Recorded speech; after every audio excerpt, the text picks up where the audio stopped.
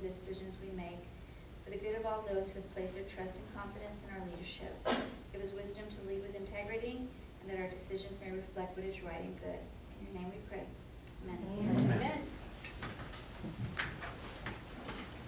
Pledge allegiance To the flag of the United States of America and to the republic for which it stands, one nation, under God, indivisible, with liberty and justice for all.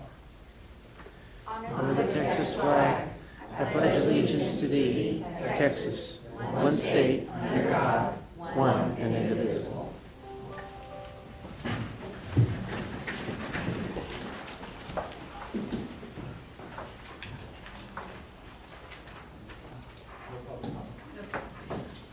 Okay, item number 2, we have no public comments at this time. Item number 3, consent agenda. I'll entertain a motion on consent agenda. Mr. President, I'll make consent agenda as presented by administration. I'll second that.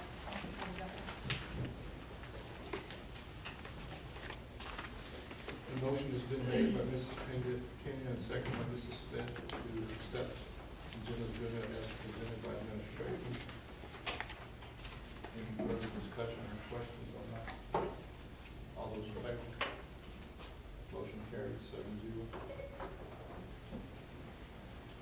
Item number 4, reports, gifted and talented bilingual career and technology education opportunity.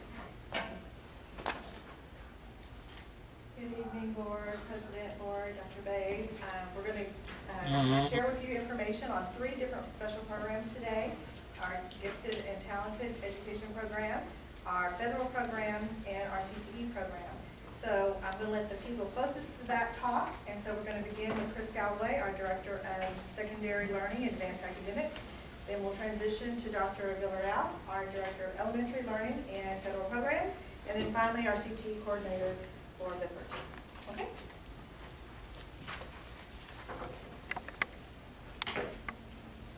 Good evening. So first we want to start with the Gifted and Talented funds for the year for 2017 and 18. We have a 3-year running total up here. The Gifted and Talented funds that we received from our ADA is $126,646.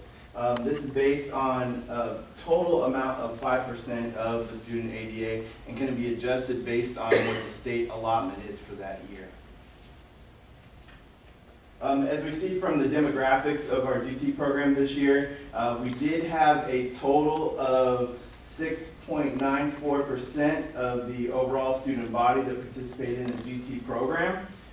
In our overall district percentages based on our demographics, here's a breakdown of the district demographics, and over here is the difference of the participation in the GT program. So what this tells us is we do have some underrepresented populations in our GT program. Our Hispanic and Latino population is short approximately 24% of what the state says we should be mirroring for our GT program. And our African American population is approximately 1% under our estimated allotment of students that should be participating from that demographic in the GT program. We do have no participants from the Hawaiian or Pacific Island demographic, despite having a just under 1% population in our district, so that's showing a deficit there as well. So we have these underrepresented populations that we need to work on addressing in the coming year, and we'll do that after we do a program evaluation, which is mandatory by the state each year, and maybe we can find where we can fill those gaps and try to reach those students to make sure we're servicing those students. We do have an equal balance of gender students participating in the program. We have 139 female students and 137 male students. So there we're balanced in the identification of those students and the ones we're servicing in the program. Some updates from this year. We did have we did have 48 new 1st through 5th grade students who were identified that we starting next year be servicing through the program, in addition to the numbers you just saw. We also will have 15 new 6th through 8th grade students in middle school, and we did identify 1 high school student for the Gifted and Talented program that we'll be servicing next year through the program. Like I mentioned earlier, we will have a full program evaluation done. This is typically done every 3 years. We're going to go ahead and do a full evaluation next year, right before the fall season starts. And those consist of members of the committee, which would be myself, the district director, administrators from the campus, teachers from the campus, as well as parents that should be involved in that committee and evaluation process. And finally, we do have plans to try to expand the current program by providing more gifted and talented training opportunities for staff and more student enrichment opportunities in the future and no additional cost. We hope to do this through possibly a cooperative agreement through the Region Center, as well as some programs that we might be able to bring in to assist.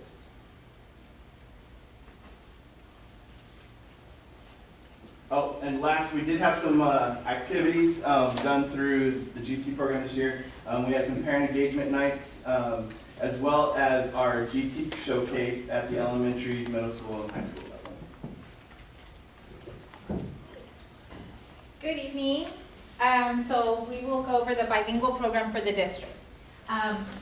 In the past, we've actually been kind of talking about the bilingual program for several years.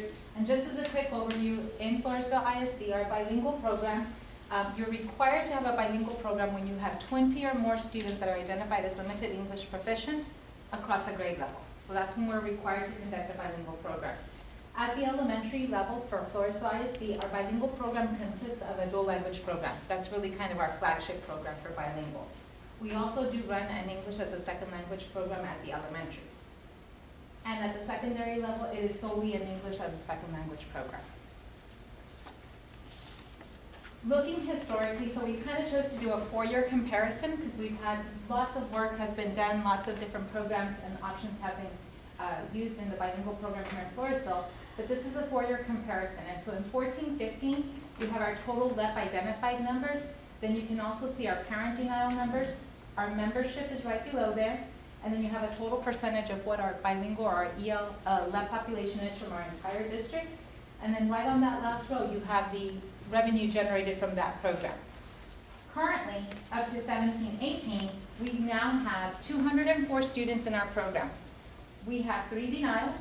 We have a total membership count of 201 students. We do not get revenue generated for denial students. They can also not get any services or additional accommodations. That represents 5.12% of our total enrollment, and they're bringing in currently a total generated, revenue generated $97,000. A big difference from there is the fact that in 2014-15, we were carrying 38 denials. Students we were not getting funds for, students that were not going service. What is a parent denial? A parent denial is a student who is considered limited English proficient, but is not receiving services in a bilingual program. So not with a bilingual identified teacher, or at the secondary not receiving ESL services. So we've worked really hard over those last couple of years to help make sure and provide services for those students. 17-18, our current bilingual, this is really a distribution of how those 204 students are distributed across the elementary, middle school, and high school. Currently, again, in our bilingual program at the elementary, we have 98 students. ESL, we carry 20 ESL students at high school, middle school has 37, elementary has 46. And then, of course, the distribution of the parent denials, and then our total LEP enrollment. Currently, we service 5 different languages. We service Spanish, which is our primary language, that's our dual language program. Cambodian, Arabic, Mandarin, and Filipino are the languages we service right now. The little caret next to the parent denials at the bottom, we do not, again, receive services or funding. We do not receive funding for our denials, nor do they receive services. The dual language, really kind of our flagship program for bilingual, is our dual language program. This is a 17-18 kind of a capturing of that participation for the dual language program. The 2 comparisons right next to the grade level, as you see, it only goes to 4th grade, because our first cohort they'll be 5th graders this coming year. So our dual language program, these are our current numbers from the 17-18 school year, and the very first cohort that started the 12-13 school year, I think it was, the 12-13 school year, that cohort will be 5th graders next year. So we're really excited about that. Our distribution is there. Then we have that middle column are the non-LEP students. Who are those kiddos? Those are the kiddos that are not identified as limited English proficient. There are our native English speakers that are participating, that are opting into the dual language program. And then our total counts for grade level with a total dual language participation of 153 students in our district. Just like Mr. Galloway mentioned, that we have, with GT, they have to conduct a program evaluation. We will also conduct a program evaluation. We conduct a full on-site program evaluation every 3 years. For the bilingual program, that was completed last year. Every other year, we will complete an on-site internal evaluation and an audit of that program. And that will take place in July 2018, leading into our new school year. Some of the strengths that we've already, throughout the year, have begun to complete a needs assessment is really, we have consistent implementation of our LPAC administration, and a big part of that has been because we've gone to e-LPAC within our eStar suite. So we have consistent documentation across the district. Also, we have timely completion of our LPACs. There are very strict guidelines as to when we have to complete those processes, and we are very diligent in making sure that we're meeting those pieces. We have documented efforts for retrieving previous campus records, specifically the home language survey. The home language survey, there's only one. It doesn't matter how many schools you transition to. You may have gone to 10 schools just at the elementary. The only one that counts is the very original one. So we have documented efforts of securing that. And then also we have a very strong parent engagement, parent involvement group, and that they're committed to making sure that our kids and teachers are successful.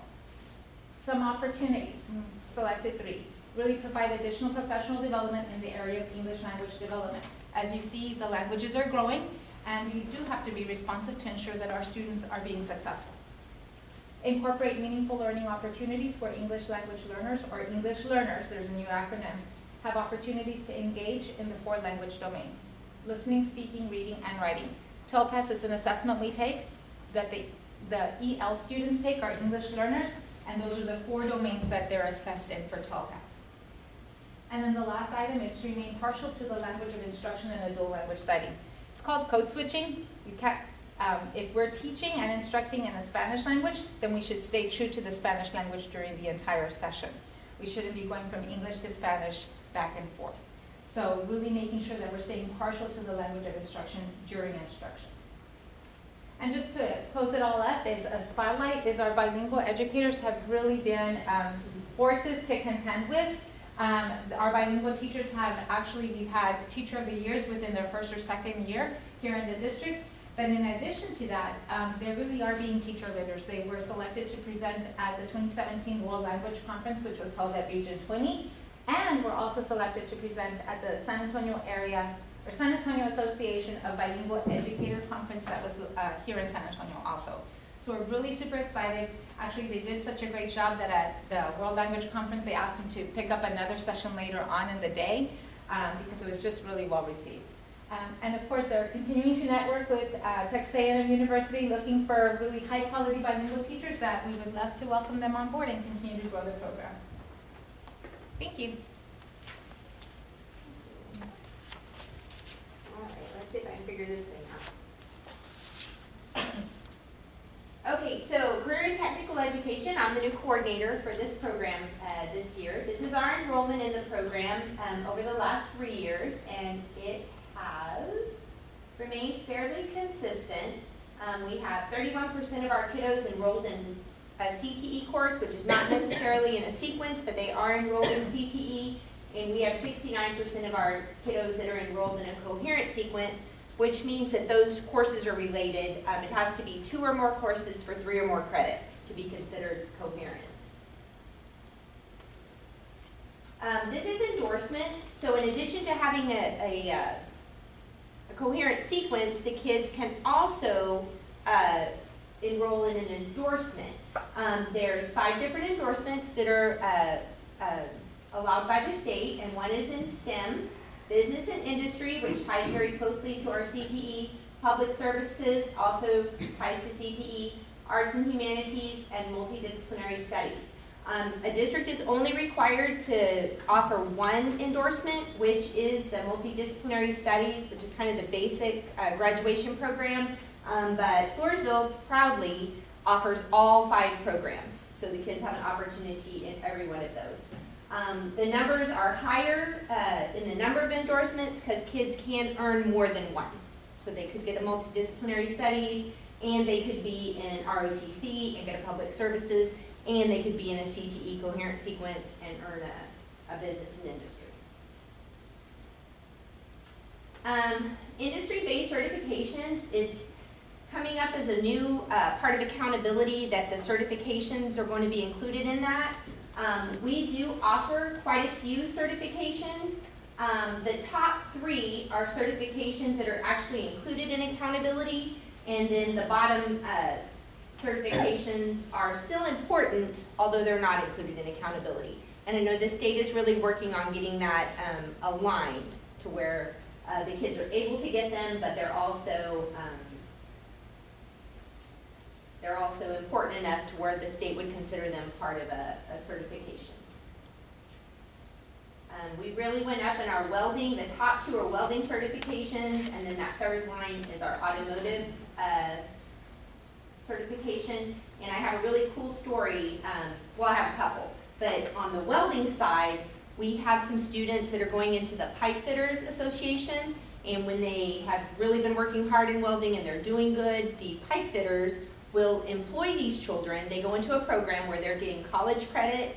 They are working as an internship, so they get paid, they get their college paid for it, and then at the end of, I think it's 3 to 5 years, they have opportunities to go straight into the workforce. So a really, really great deal.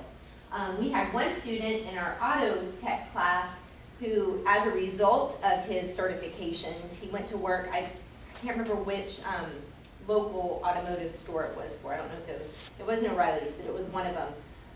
And as a result of getting the certification, they gave him over $1 raise, and they promoted him into the management.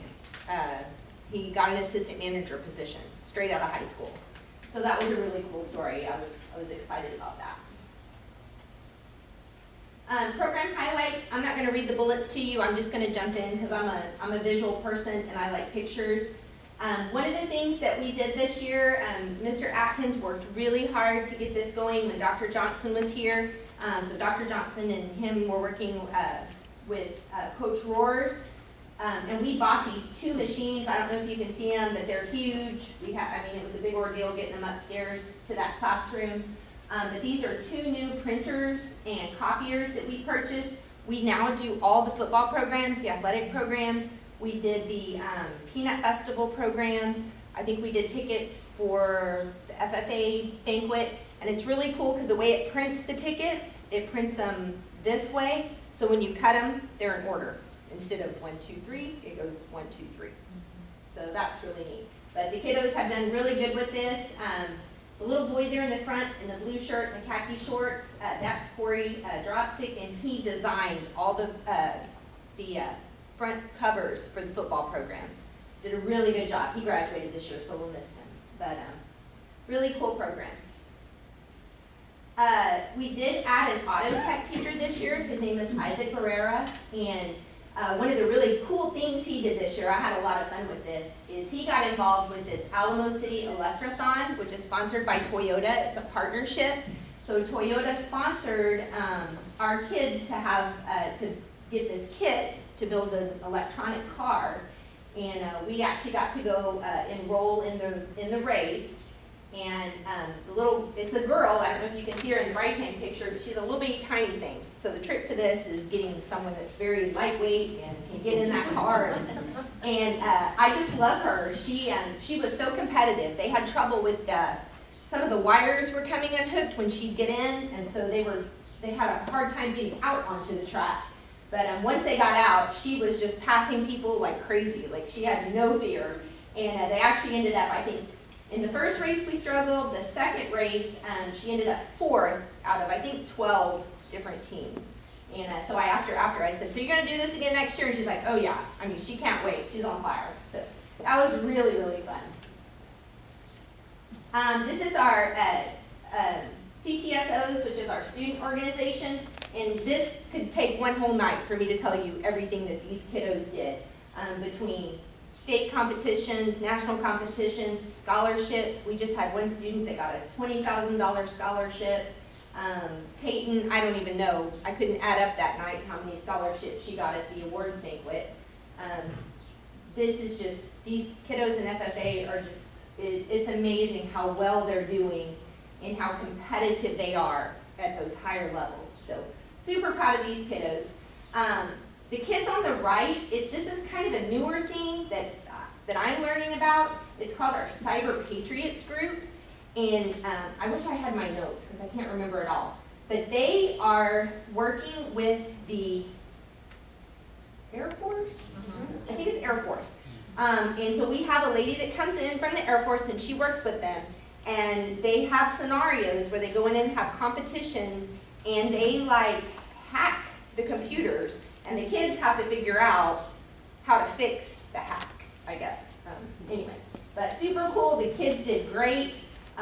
This team did really well. There's another team that's really young, and it was so fun for me because one of the little boys is a freshman, and on lunch duty, he'd come up to me and be like, "Oh, Miss Pepper, do you know how we're doing?" Because the results would come in, a little bit at a time. And that team they did really, really well. She's a brand new teacher, and Deborah Perry is teaching our IT courses, and I'm just super impressed with her and what she's done with those kiddos. So that's been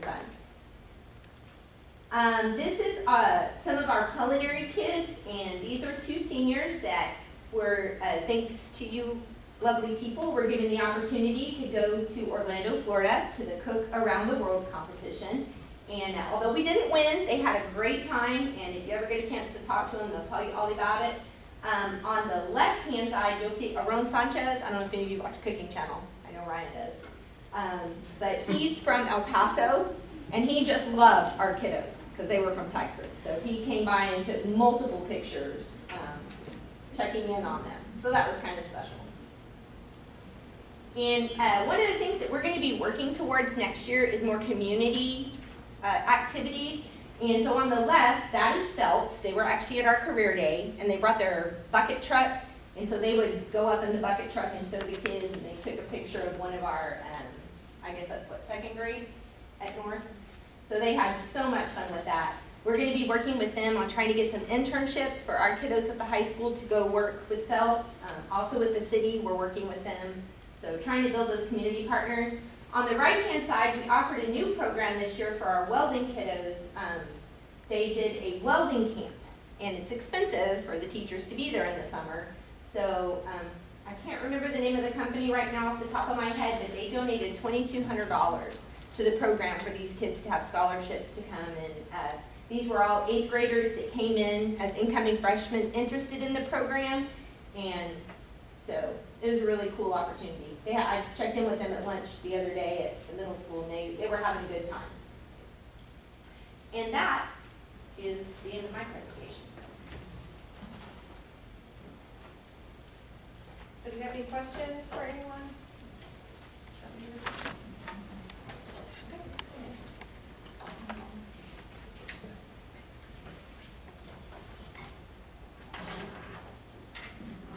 Item number 5,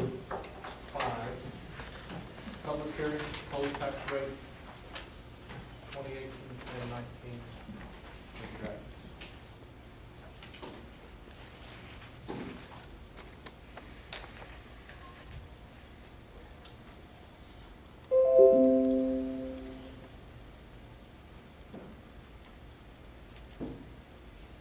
Okay, so this is our public hearing on the 2018-2019 tax rate, one of our requirements. So just kind of going through the tax rate process. It starts once we get the appraised values from the Wilson County and Bear County Appraisal District. We received those approximately April 26th of this year. And then once we review those, we actually go and meet with the Wilson County Tax Collector and calculate our effective and rollback rate. And then we publish a couple notices in the paper that's required, our truth and taxation statements. Tonight, we're having the public hearing on the tax rate. This year's a little different because we'll be asking for an approval of the ordinance setting the tax rate and documenting the rollback if the TRE is successful, is approved by the voters. We'll also be, when the tax rate is approved, then that will require us to order a tax ratification election, a TRE election. That order will also document the rollback provision. If the election is successful, that it will roll back. And then our final thing that we'll approve is the actual resolution that the board will adopt that says if the TRE is approved, that the INS tax rate will be rolled back to 27.5 cents, and so we'll have a 1.445. We will hold the tax ratification election on August 25th, and then we're proposing a special meeting on the 28th. That's the earliest we can have the meeting to canvass the vote results. And then at that election, or well, actually, once the votes are canvassed, the rate will be set at 1.445, whether the election is successful or not. So basically, it doesn't matter which way the election goes. So just some definitions. Maintenance and operation. This is the portion of the tax rate that funds the operational functions of the district, payroll, all of the other stuff outside of bonded debt, which is basically the funding that we do to build new buildings. Interest and sinking is where we have the tax rate that supports the bonded debt payment that we have each year. The maximum possible M&O rate we can have by state law is $1.17, but we can't have one over $1.04 without a tax rate election. And so we're currently at $1.04. The rollback rate is the maximum tax rate that we could pass or approve in any year without holding a tax rate election. And then the effective rate is just the adjusted rate to raise the same revenue this year that we did last year using this year's values, if that makes sense, because the values change. So when we look at our we have two, usually we only have one of these, we have two. We have one that we're saying this is if, this is what the voters are voting on. So this has a total tax rate of 1.575, and that's required we're putting in there because that's what's going to be on the ballot. And so it has last year's rate up here at the top and the revenue per student. This is our effective tax rate, basically the rate to maintain the same revenue. And then this is our maximum proposed rate. You can see it's at 1.575. And if we came down, you can see this is last year's values on houses, 157 for market, 132 for taxable. This year, they've gone up quite a bit. The market value is 176, and the taxable value is 142. So about a $15,000 increase on the average home in the taxable level. And that is set by the appraisal district. It doesn't have anything to do with us. This year, our tax rate's at 1.445. So last year, an average residence would have had a tax rate of $1,900. This year, if the tax rate were set at 1.575 and the $15,000 increase, the taxes on that home would be $2,300 or a $408 increase. That's if we passed the TRE but did not roll back the INS. But like I said, the INS rolls back automatically. We don't have to do anything after tonight. So this is what it looks like if the TRE is approved. The total tax rate is 1.445. Again, same scenario at the top. Same effective tax rate. You can see here, instead of 40.5, we have 27.5 cents. 1.445. Same thing, 1910 here, but now that $15,000 increase in value at the